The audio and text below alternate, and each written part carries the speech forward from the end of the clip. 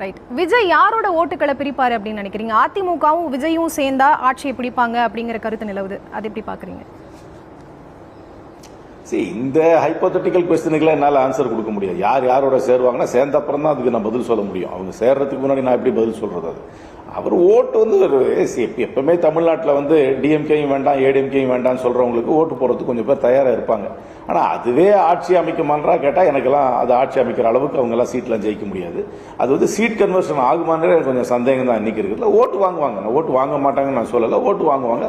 எல்லா பக்கத்துலேருந்து கொஞ்சம் கொஞ்சம் ஓட்டு போகும். அதனால ஒன்றும் அது எல்லார் ஓட்டும் போகும். கொஞ்சம் இந்த ஃபர்ஸ்ட் டைம் ஓட்டர், இந்த 2 தடவை இந்த 2 பார்ட்டியும் வேண்டாம்னு சொல்ற ஓட்டர்லாம் கொஞ்சம் போகும்.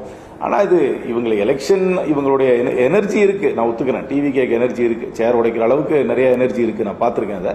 ஆனால் அது எல்லாத்தையுமே வந்து அவங்க வந்து ஒரு பொலிட்டிக்கல் ஃபார்மாக கொண்டு போய் ஒரு எலெக்ஷனில் கொண்டு போய் அதை போய் கன்வெர்ட் பண்ண முடியுமான்றதை போக போக தான் தெரியும்.